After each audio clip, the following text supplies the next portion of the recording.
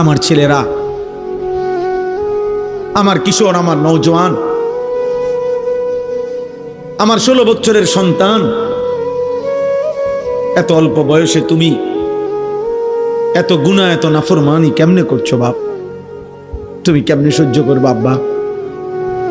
আমার 16 বছরের সন্তান আছে। আমার প্রথম সন্তানের বয়স 16 বছর বরাবর। এই জন্য 16 বছর বয়সী ছেলে তুমি আমার সন্তান। তার চাইতে একটু বয়স্ক, একটু বেশি যাদের বয়স 18, 20, 22, 25, প্রিয় সন্তান, তুমি আমার ছোট ভাই। তুমি বলো, গত 365 দিনে তোমরা কোনোদিন যারা ফজরের নামাজ পড়ো নাই, আমার সন্তান, কেমনে তুমি মৃত্যুর এই যন্ত্রণা সহ্য করো? বলো।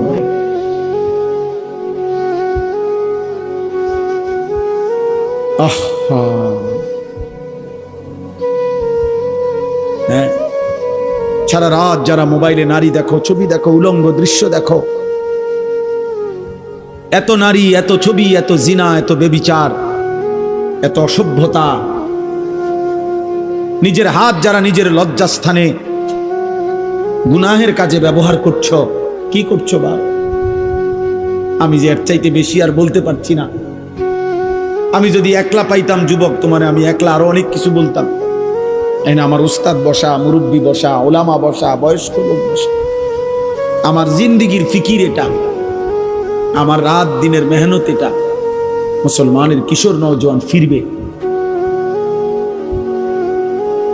বলো ভাইয়া, তোমরা কি হিসাবে?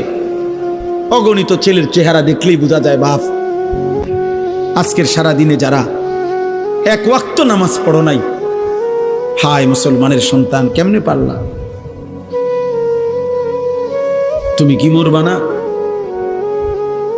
তুমি কি কবরে যাইবা না বাপ?